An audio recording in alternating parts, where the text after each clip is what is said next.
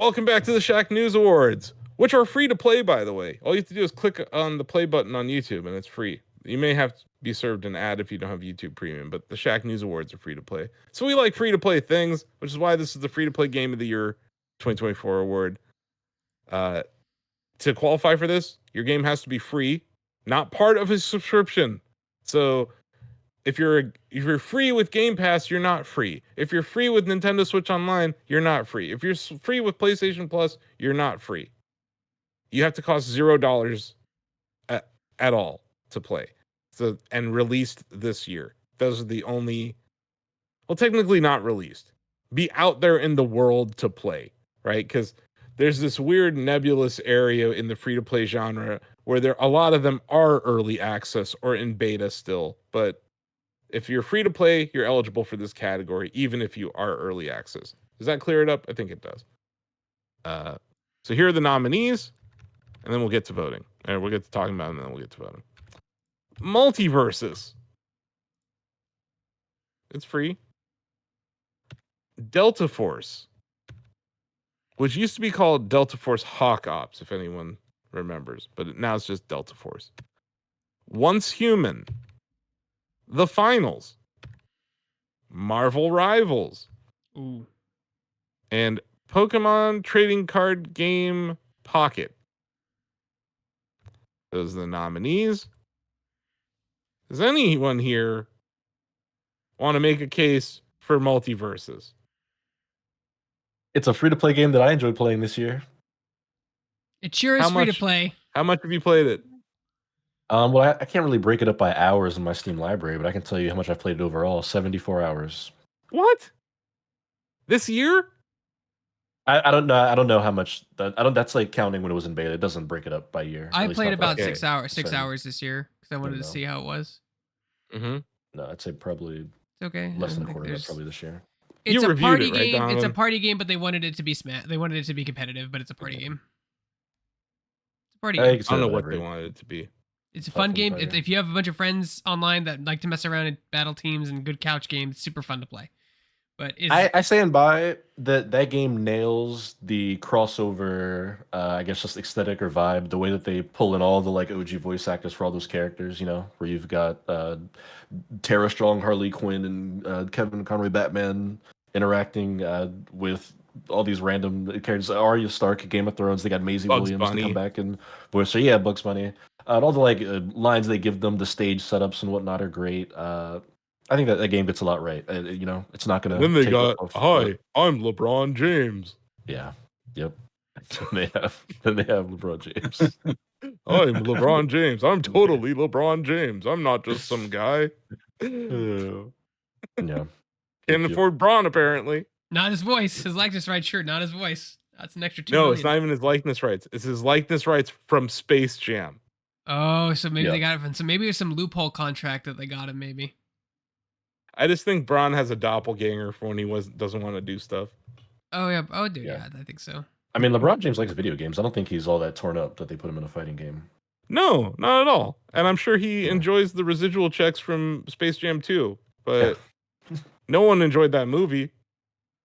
No one. It is not a time capsule. God awful movie. Anyway, yeah, Multiverses is fine. I bounced off of it really rapidly. Yeah, man. Me too. I think it's too floaty.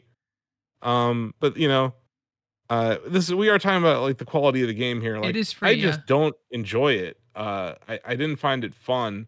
I didn't like early on they were putting things behind these like achievement gates, like, oh, you had to do this to get this. Yeah. The unlock process I didn't like at launch. And yeah, I think it's a slower game than it was when it was in beta. And it went from feeling more like Smash to feeling like, I don't know, dive kick or something. It's just weird. It just it doesn't feel like everyone's trying to recreate Smash, and I'm not saying Smash is perfect at all. It's not, but I just think that like Sakurai sat there and watched people try to make Smash clones for years, and he's like, "Screw this! I'm gonna just start making a YouTube series where I tell people how to make video games because I hate these." I'm done. I'm just gonna tell people how to do it now. Here's how knockback works in Smash. You know, you look at the timing of when his YouTube channel started, it's almost directly related to the release of the Multiversus beta. So I think he was trying to help, but I think it's very hard to dethrone something like Smash. But to your point, Donovan, WB does have a lot of IP that would work in this universe, and they have lent the right IP, and they've given it, the music and the voices to make it work, I think. Yep. But yeah, Delta Force, Bill and Sam, you guys are kind of I played it a little bit our too. squad. And yeah, we don't get to play it together because Sam's ping prevents team ups. But Delta Force, I maintain, is going to be a game that we are talking about for quite a long time because it is about to wreck everyone's entire day when it comes to the first-person shooter category, but also when it comes to extraction shooters, which this game is both.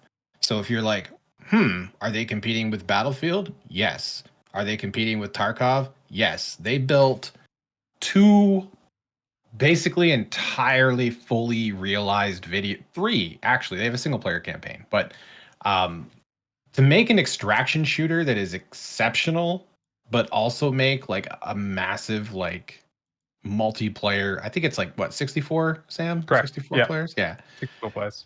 With destruction and different vehicles and gadgets and operators and the weapon customization in the multiplayer is like something pulled straight from Tarkov, which is really impressive.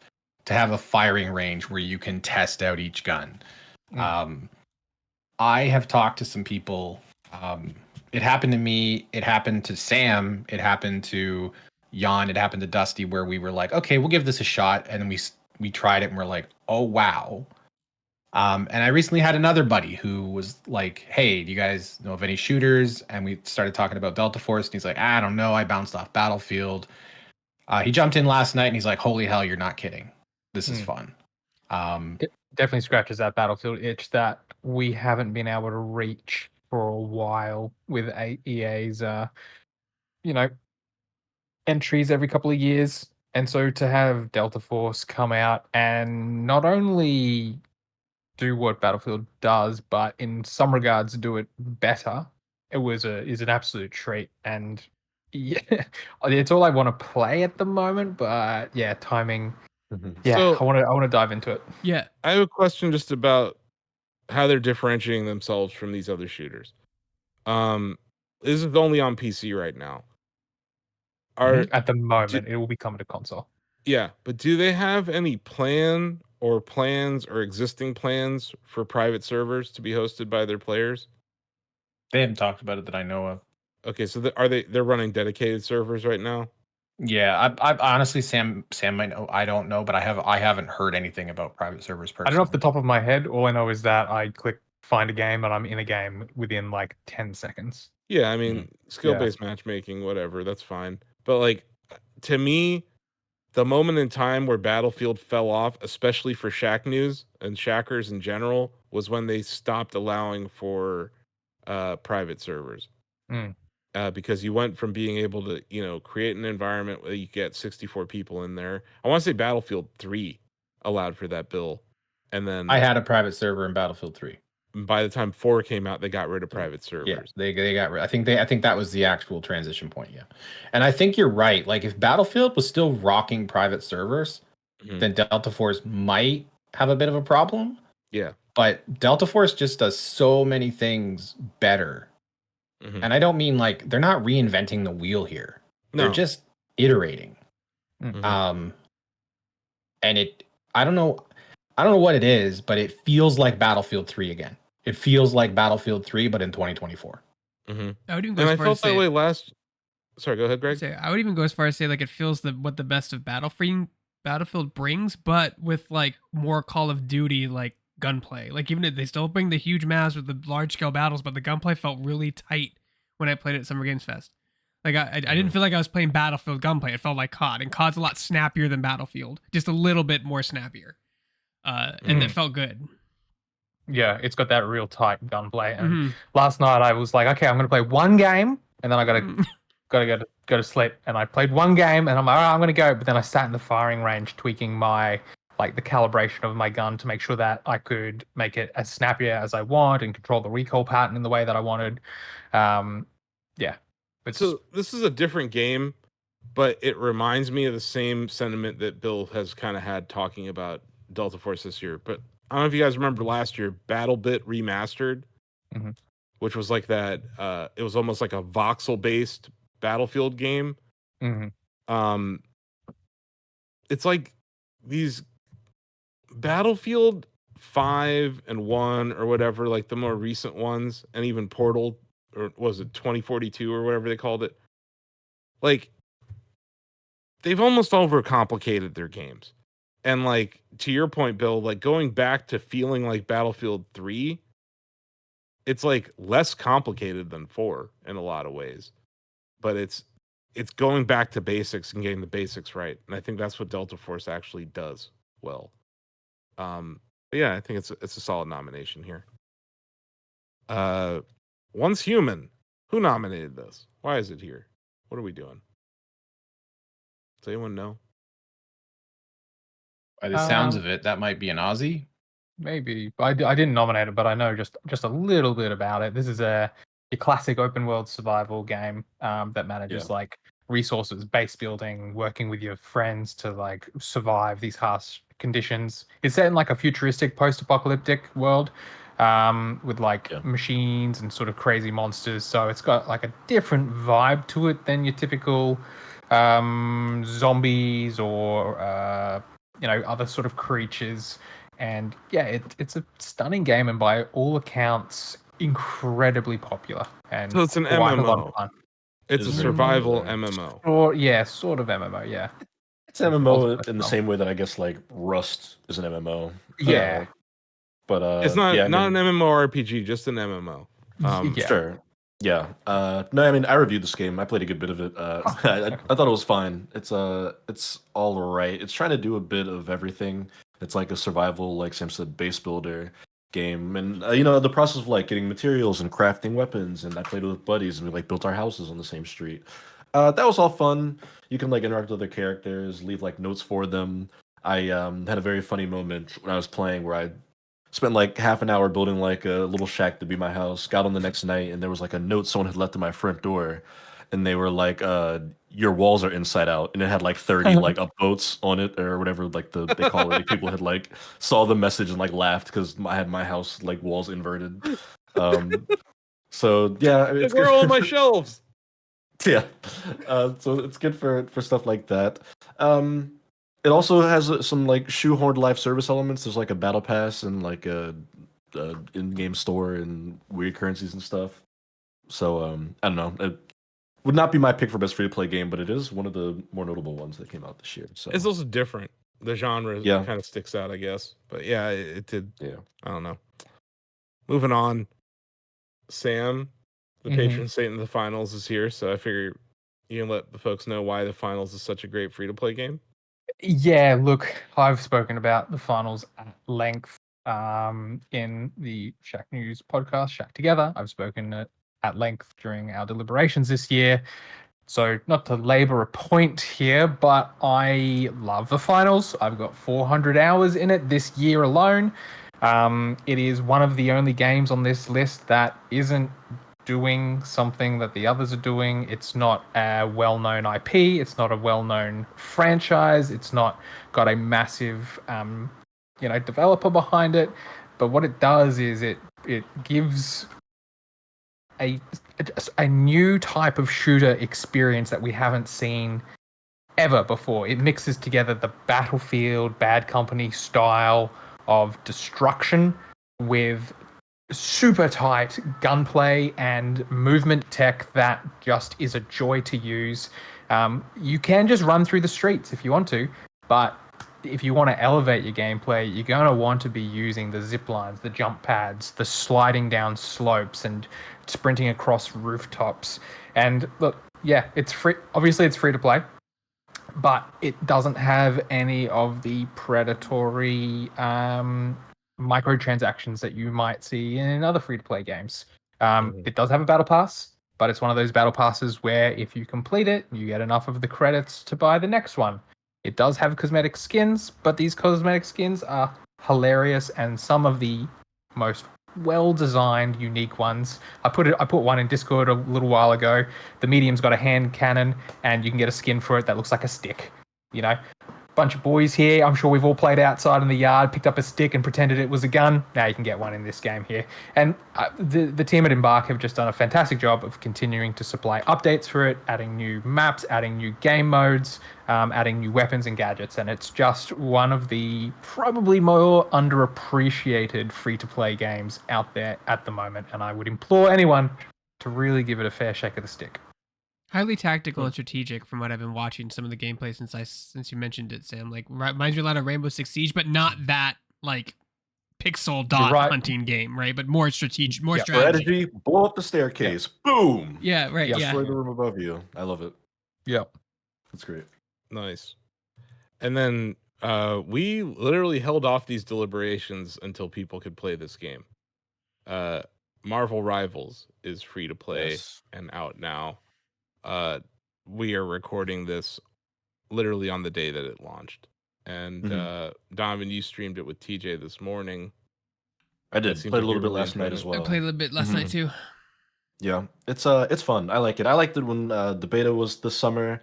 I mentioned it on our live stream that it's one of those games where like every time they announce something about it, it sounded like they were doing everything right. Where I was like, what's the catch? Like, what's the other shoe going to be? They're like 30 plus characters. Okay, all free to play. No weird unlock path. Battle Pass, you can finish it when the season ends. You can go back and do previous season's Battle Passes. The Battle Pass is $5. It kept feeling like they were making a lot of the right decisions here. And now having actually played it, it's great. I mean, even on launch day here, we haven't had like weird server crash issues. We've been able to get into games as soon as we hit the Q button. The characters each feel distinct. TJ had a good bit he went on talking about Wolverine earlier on our live stream. Characters like, Cloak and Dagger has been like a personal favorite of mine. Greg and I talked about how difficult Spider-Man is to play in that game when you're swinging around. But our early impression is that it's a very unique hero shooter that very much does feel like Overwatch but Marvel. But I do think they do enough to differentiate those characters and remix kind of what's familiar. The team up abilities are a lot of fun, which is this game's kind of unique mechanic where if you pair certain characters together, they get extra abilities. So if you put like Captain America and the Winter Soldier together, obviously they're like best buds. You get like a new ability, but they get outside the box with them too. Where like if you put Thor with Captain America or Storm, who are other characters who have like wielded Mjolnir and like the Marvel Pantheon, then they get like a synergy together. So I think they do like a cool thing there that like adds these weird team composition avenues.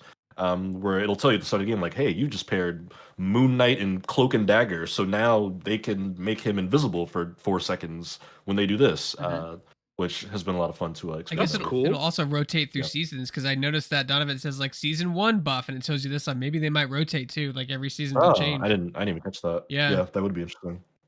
Dude, that's really different. I like that. And then like personally, for me too, like just there's a lot of chit chatter too with the characters, which is great. I like. Anytime I hear the word mutants, I get goosebumps because I've missed that word used in film for so long. Like, and they say it a lot, Magneto especially. So I love that. A lot of chit chat between the characters: Punisher, Magneto, Storm, Magneto, whatever.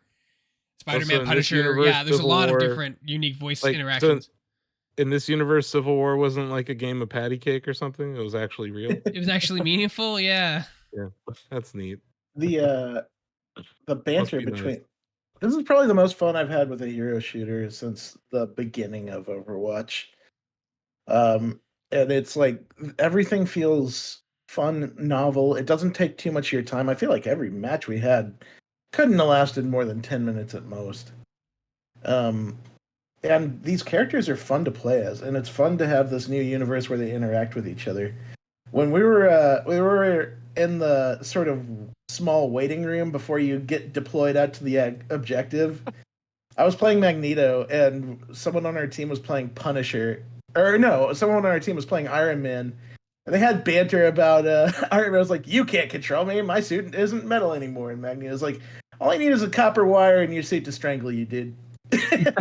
It's really fun flavor that you get between a lot of given characters in the game. That's great. I had one where I was playing as Moon Knight, and someone on our team picked Squirrel Girl, and Moon Knight's this most dark, brooding Batman of a character. Just like goes, "Oh, did you bring enough squirrels with you for the fight?" I'm just like the random pairings that they've decided to give interaction are really funny in that game. Oh man. Okay, I'm picking this up. That sounds really interesting. That And said, yeah, it's just important to note. Sorry, it's important to note it's a third-person game. I know that it's going to draw Overwatch comparisons, but like, Right. Yeah, just that is different. another big differentiator. Yeah. Mhm. it does Sorry, have the go same ahead, problem Greg. in those objective games where like you can like games can go from 1 minute to 10 minutes depending on your teammates. But I wasn't I playing did that long notice last that. night, but I ran into 2 games where the entire team just sat in the base until we lost because I guess they were tired of I dying. noticed that. So I there noticed that is in that Ozzy's aspect of gameplay. people get upset, and you do get penalized for leaving, like in a league game. So it's not Good. 45 minutes like league, but like if you need to get up and do something, you'll get penalized for leaving a game early if you I think exit the the game. longest I've seen is maybe like 16 minutes, but yeah, like Ozzy's gameplay that we have on our YouTube channel right now, or that's probably months. It's hundreds of videos ago on our YouTube channel by the time you're seeing this. But yeah, there's, you know what I mean, Greg. Yeah. But like it's there's definitely a variety to like the gameplay experiences that you're gonna run into in that game. I think it's interesting. And Yeah, I mean, I think better with friends. I'm gonna try to play tonight later if Donovan will have me, or else he might go, yeah. "Ooh, sorry, yeah, full Yeah, mute." that's his go-to move. And then lastly, we have the Pokemon trading card game Pocket here. It's free. It's free. It is Like, technically. I play it free. Like I don't give it any money. I just show up once a day and maybe I unlock open 2 packs, get a couple of new cards, and then move on with my life. But it's free, but incredibly predatory. It is. Donovan mentioned in his review he gave it a 6 out of 10, and I don't think you would have given it a 6 if it weren't for how laden with microtransactions this game really is.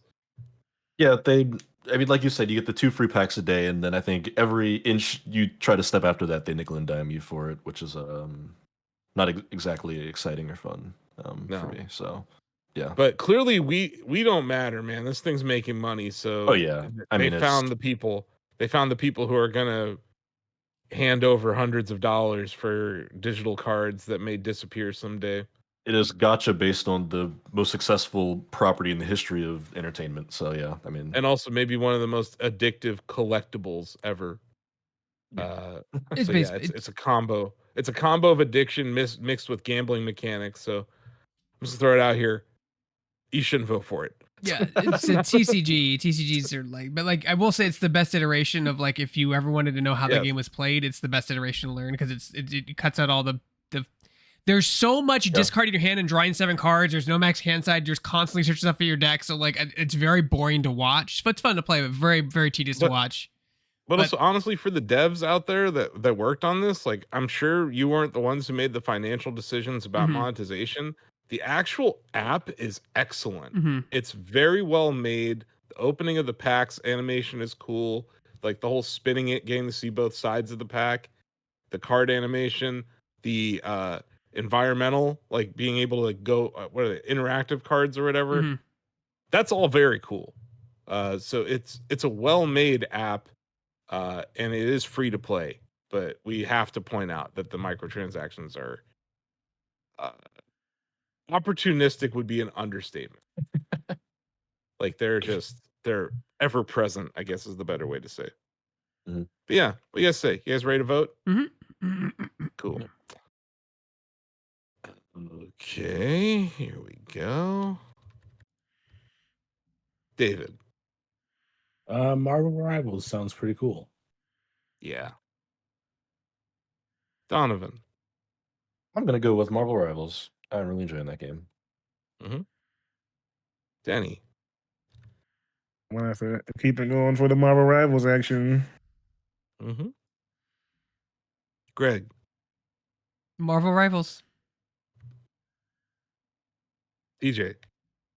I was ready to be cynical about Marvel Rivals, and then today I played it, and it was like the "It's Always Sunny" Frank. I get it. GIF. I get Marvel it Rivals. now. That's a It's a lukewarm endorsement. Bill. Delta Force. Delta Force.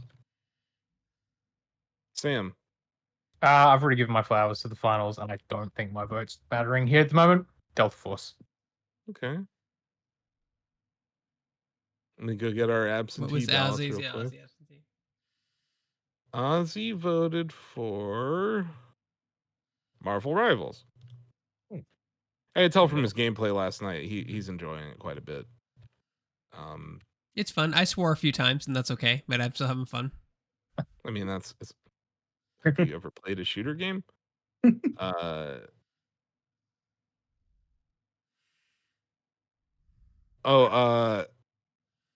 Sam, Steve voted for the finals. My man. I'm just gonna throw it out there. My Throw it out man. there. He did Respect. vote Love it. for the finals. Good So on one him. person did. Sorry, let me go back at look at the nominees real quick.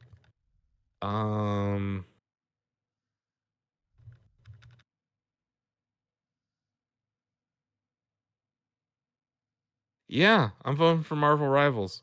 I think it's maybe Delta Force is still going to be free to play in a year, and it'll have improved. Like maybe it'll be in other categories as well. But I just haven't had enough time with it. I'm also not the biggest extraction shooter fan. Marvel Campaign. Rivals is kind of the.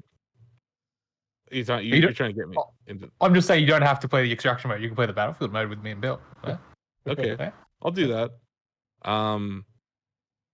Marvel Rivals seems like the kind of game where I can shut off my brain and have fun. Mhm. And I think that's a good thing in a free to play game. It's also the kind of game like I'm not gonna care about the cosmetics or anything. So like I don't think the monetization of Rivals is gonna annoy me as much as some of these other games. So that's why I'm voting for Rivals. And that's NetEase, right? Yep. Yeah. Mhm. NetEase So games, congratulations to NetEase Games and Bob Iger and all the people at Disney who decided to stop making games internally and licensing out their IP to all these great studios. Because look at all the cool stuff we're getting. We got Indiana Jones, we got Marvel Snap. Yeah. We have Marvel Rivals now. So yeah, congratulations. You are the Shacknews Award winner for Best Free-to-Play Game of the Year 2024.